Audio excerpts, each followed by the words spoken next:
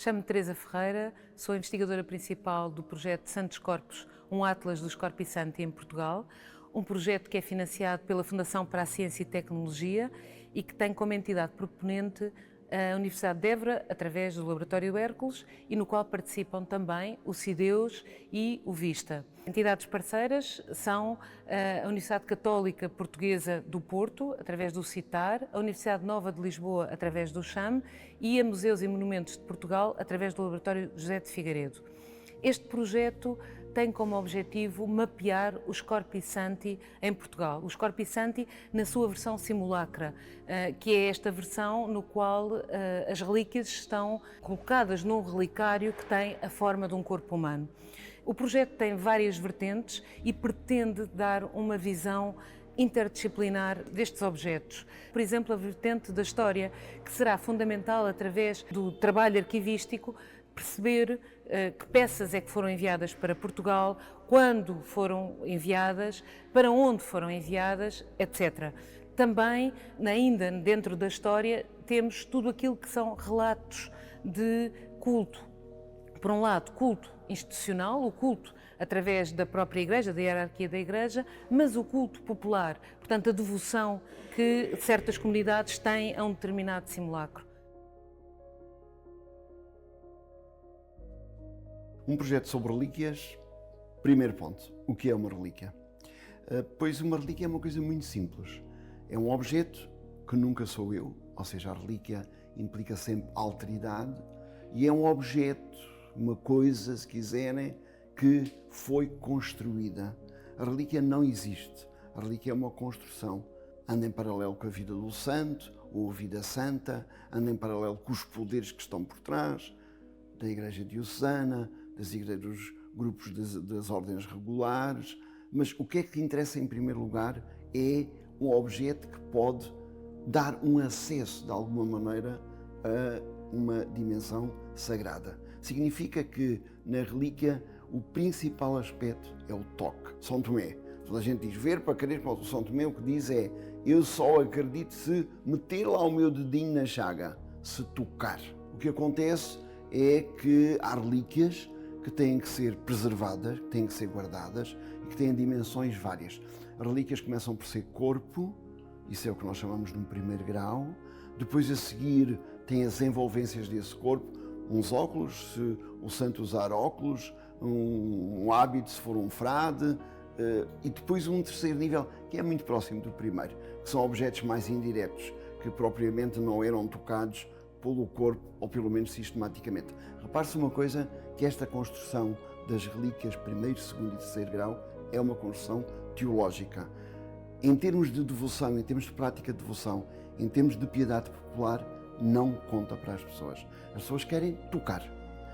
A Igreja, precavendo exatamente que esse toque se tornasse em alguma idolatria, e estamos a falar da Igreja Católica, porque é ela, cristã católica, que mantém esta estrutura das relíquias de pé, tentou minimizar esse toque, para não haver uma atitude mágica ou fenomenista, se quiserem. E, portanto, o que fez foi criar espaços ou realidades intermediárias, mas intermédias, entre o toque, que normalmente é a mão, e a relíquia. São peças que estão enquadradas no período barroco e, portanto, há todo um diálogo destas peças com a arquitetura e as artes decorativas, sobretudo das igrejas onde estão localizadas.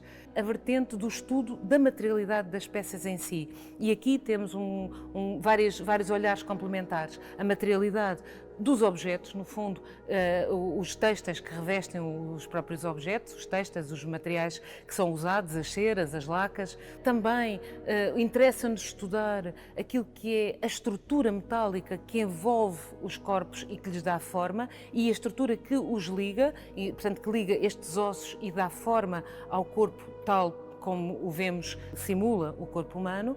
E ainda dentro deste estudo interessa-nos também o olhar do conservador para definir protocolos de conservação que possam proteger estas peças como um legado para as gerações futuras. Finalmente, dentro da materialidade, temos ainda o estudo da antropologia biológica. Interessa-nos estudar, perceber, por exemplo, se é um único indivíduo que constitui aquela relíquia, no fundo relíquia, relicário, ou se há mais do que um indivíduo, etc. Uma série de informações que é possível extrair através do estudo dos ossos que são acessíveis.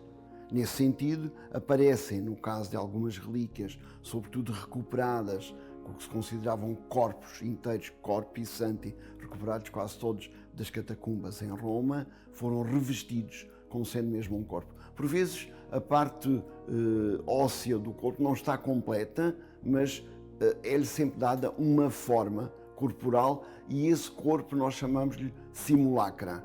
Essa invenção do corpo é, afinal de contas, a criação de uma forma de relicário. É um relicário mais têxtil, é um relicário com uma posição ergonómica mais ou menos organizada e protocolada, é um relicário que procura ter alguma ostentação, nunca é uma mulher do povo, nunca é um homem do povo, é uma dama romana, é um soldado romano, é um decurião romano, portanto há aqui uma construção que tem a ver com esse século XVII e XVIII, sobretudo, que constrói esse simulacra, mas dentro dessa simulação que são as vestes e os têxteis que revestem a relíquia, está a relíquia.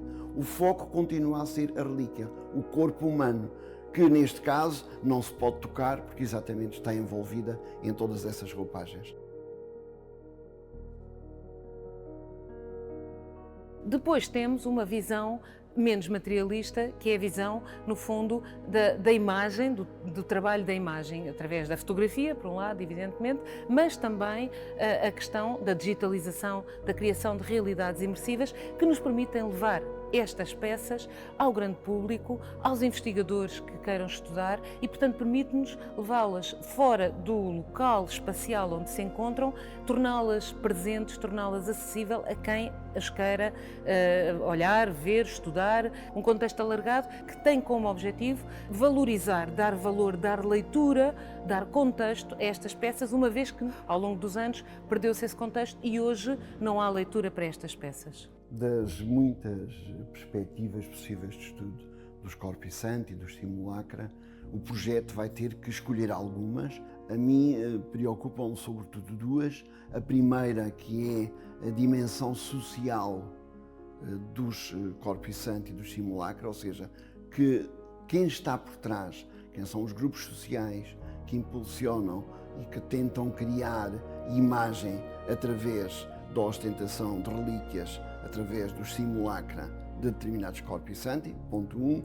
A segunda, o percurso. Como é que chegam de Roma? Quem é que interferiu em Roma para que ela chegasse a pontos tão diferenciados geograficamente dentro de Portugal? Significa o quê? Que me preocupa o espaço dos corpi santi, que me preocupa a figuração dos corpi santi. Perguntam-me onde estão as devoções. Não sei. E é uma das perguntas que se calhar o projeto me pode ajudar a responder. Estes corpos santos, a partir do século XIX, século XX, foram perdendo a sua leitura. Por motivos variados, as revoluções, há uma posição de anticlericalismo, os avanços da ciência que permitiram fazer estudos aos vasos sanguíneos, tudo isto foram suscitando e gerando dúvidas sobre a correta identificação destes corpos como verdadeiros mártires das catacumbas e não apenas como simples pessoas que morreram e foram enterradas nesse local. E isto fez com que muitos deles fossem retirados do local para onde tinham sido levados e alguns foram mesmo removidos, foram escondidos, foram guardados. E esta situação fez com que, a pouco e pouco, se fosse perdendo a noção, a leitura destes corpos, destas peças. O projeto Santos Corpus permite e quer precisamente trazer à luz novamente a leitura destas peças. Este é um dos grandes objetivos, é dar-lhes o seu significado, o significado que tinham naquele tempo e, evidentemente, contextualizá-los na nossa era, neste período que vivemos, mas dar-lhes o valor que eles tinham, a leitura, quer do ponto de vista religioso, quer do ponto de vista material, os objetos que são hoje não musealizados, no entanto, em locais como se encontram aqui, ainda no espaço sacro, poder serem valorizados, algo que hoje em dia não acontece precisamente pelo desconhecimento do que se trata, do que temos aqui, como o caso de São Fulgêncio, que se encontra aqui nesta igreja de Santa Maria Madalena.